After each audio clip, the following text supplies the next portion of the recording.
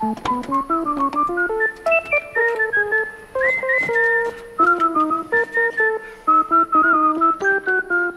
avril 2018, on a décidé d'acheter un camping-car.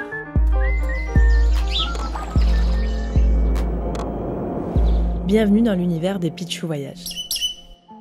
C'est pour un projet très particulier dont on va vous parler à la fin de la vidéo. Comme vous pouvez vous en douter, on avait un tout petit budget et des camping-cars, tu peux en avoir entre 2000 € et 80 000, 100 000 €. Donc on est allé sur le Bon Coin, on a cherché pendant des heures et on est tombé sur un camping-car Peugeot J5 de 1990, notre âge, qui avait pas beaucoup de kilomètres et surtout qui était dans notre budget.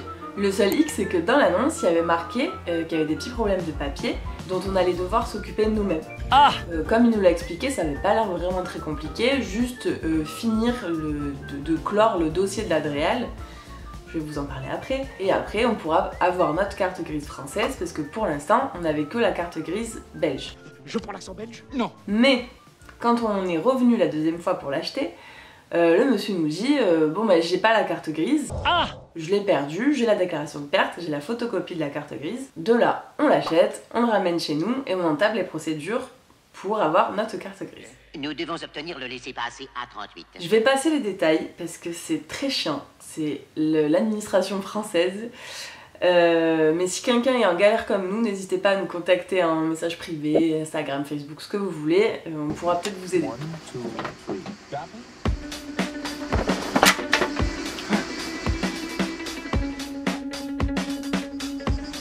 J'ai vraiment hâte qu'il y ait tout qui soit rangé parce que là...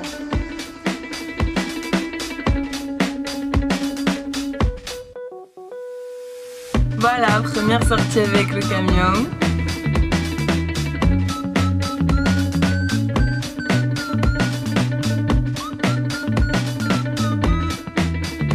Ben voilà, c'était une journée un peu stressante puisque le début c'est stressant et qu'il y a encore des petits problèmes sur le camion, mais bon, normalement on va pouvoir rentrer chez nous demain. Est-ce qu'il va être à nous, est-ce qu'il va marcher?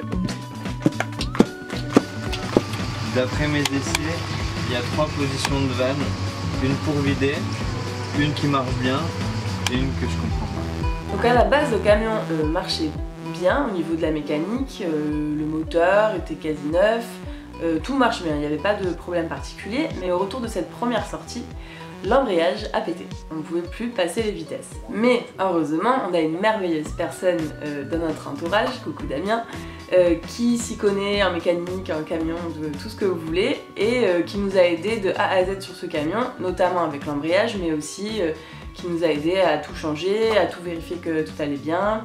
Mais il faut vérifier des trucs, je ne sais pas quoi. Si vous avez personne de votre entourage qui s'y connaît en mécanique et que vous avez un petit budget, il vaut mieux prendre de base un camion qui a l'air vraiment en très bonne forme, mettre un petit peu plus de sous, mais comme ça après vous n'avez pas à payer les garagistes, les pièces de plein pot, etc. Parce que quand on s'y connaît pas, je pense que ça peut revenir très cher. Vous faites quoi? Là on range les Lego. On essaye d'installer ça. Le détendeur inverseur. Voilà. C'est Albata.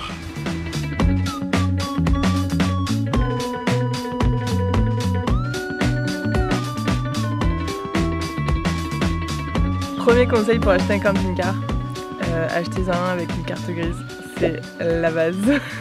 Ben c'est peut-être la base mais nous on l'a pas fait, voilà. Et on s'est dit ça va, on va y arriver, on va savoir gérer des papiers. Prenez quelque chose qui est déjà aux normes, ça coûte beaucoup plus cher. Est-ce que ça coûte vraiment beaucoup plus cher? Est-ce qu'on n'aurait pas pu trouver un camion genre pareil mais avec des papiers? Est-ce que ça aurait été vraiment beaucoup plus cher? 2 fois plus cher environ. 2 fois plus cher.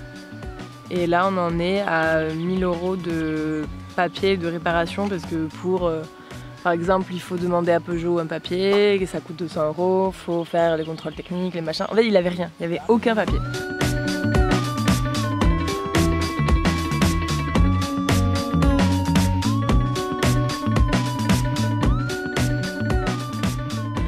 Au niveau des papiers, à ce moment-là, on était toujours en contact avec le vendeur parce que il était toujours à lui au final.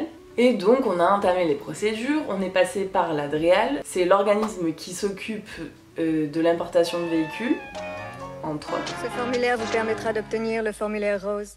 Le formulaire rose. Il est nécessaire pour l'obtention du laissez-passer A38. Guichet 12, deuxième étage, escalier B, couloir J. Donc le plus long dans tout ça, c'était d'obtenir l'autorisation de la DREAL pour pouvoir donner notre dossier à la préfecture pour pouvoir avoir notre carte grise. Je vous ai perdu là. Quoi? Donc, on l'a acheté en avril, donc en juin, on a eu l'autorisation de la DREAL. Enfin, ce fameux papier. Aujourd'hui, c'est le rendez-vous final. J'espère. J'espère pour notre camping-car. S'il vous plaît, croisez tous ces doigts pour nous. Encore une erreur de notre part. Encore. On décide de partir en Grèce avec le camping-car pour aller dans un festival avec nos 2 copains. En Grèce. Sans carte grise, donc. Mais on se disait, bah ça va, on a tout le dossier. Je vous montre le dossier. Voilà, on a tout le dossier, on a tous les trucs. Donc on s'était dit, bon bah on va pas attendre qu'on ait la carte grise, c'est bon, on part. Super idée. Bon bah voilà, alors on devait partir en Grèce avec le camion. On a été un petit peu ambitieux. Et du coup, bah hier soir on a été stoppé au bout de quoi, 300 mètres. Les flics nous ont arrêtés et c'est les gentils petits policiers. Et ils nous ont dit que la plaque n'existait plus, qu'elle avait été retirée de la circulation depuis le 2015. Sans déconner, on a du bol ou pas? Donc on savait pas, hein, évidemment. Et voilà, bah du coup on peut pas rouler, ils nous ont saisi le véhicule, enfin immobilisé le véhicule. Les policiers c'est très bien. Ils ont été gentils quand même. Oui, ils ont été plutôt gentils parce que je suis pas en prison. Ouais, alors que t'étais passible de prison. Maintenant, il faut réussir à faire des plaques vite pour pouvoir partir en vacances parce que c'est le premier jour des vacances. Tu te régales dans ton premier jour de vacances? Oui, c'est un très beau premier jour de vacances. Bon, au final, on s'est clairement fait arnaquer. C'était des fausses plaques. Je pense pas que c'était un camping-car volé. C'est juste qu'il avait plus le droit de rouler avec. Qu'on lui a repris sa carte grise et ses plaques, qu'il a copié les plaques, qu'il les a remises et qu'il nous a dit que la carte grise était perdue. Bien sûr, impossible de le joindre hein, à partir de ce moment.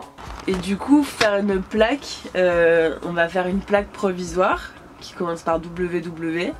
On va la mettre sur le camion, on pourra le ramener à Marseille et après on atteindra la carte grise et avec la carte grise on pourra refaire une vraie plaque. Bon, depuis 2017, le service carte grise ne se fait que sur internet.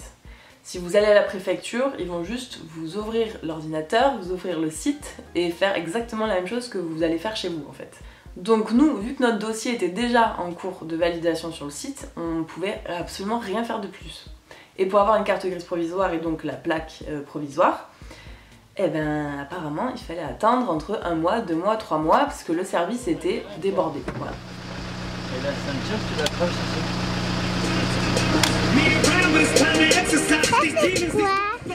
Deux petits soucis. C'est que en rentrant, en le ramenant à Marseille, la roue s'est en allée. On pense que quelqu'un a essayé de nous le voler pendant que le véhicule était immobilisé dans cette ville. Et donc ça apparemment ça arrive souvent qu'on essaye de voler les roues des camping-cars.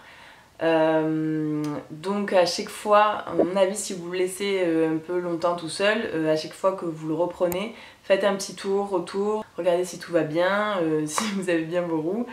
Si elles sont bien attachées, voilà, je pense que ça peut sauver des vies. Deuxième petit problème, pendant la validation du dossier, on nous a dit qu'il fallait un quitus fiscal pour pouvoir clore enfin ce dossier.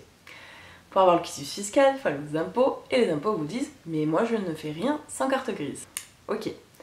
Donc en fait, dans tous ces problèmes de papier, il faut vraiment que vous ayez du culot, que vous insistiez auprès des personnes parce que elles ont l'habitude d'avoir des cas normaux, mais quand vous êtes un cas spécial comme nous, Vous commencez à m'ennuyer avec le porc. il faut vraiment forcer les choses, il faut qu'ils vous prennent en pitié un petit peu hein, pour que ça marche, parce que sinon il y aura toujours à un moment donné un blocage. Donc en octobre 2018, On a eu notre carte grise. On était super contents. Vraiment, on pensait pas qu'on allait l'avoir un jour. On l'a eu.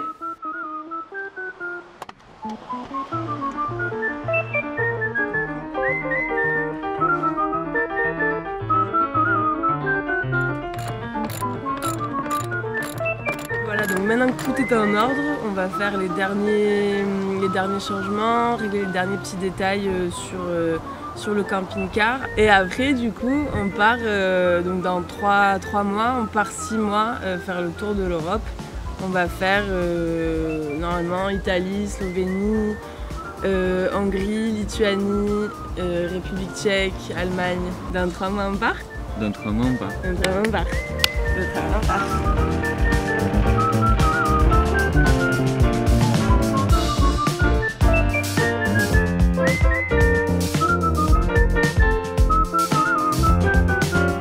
C'est Rémi qui s'est occupé de tous ces papiers, moi j'ai rien fait.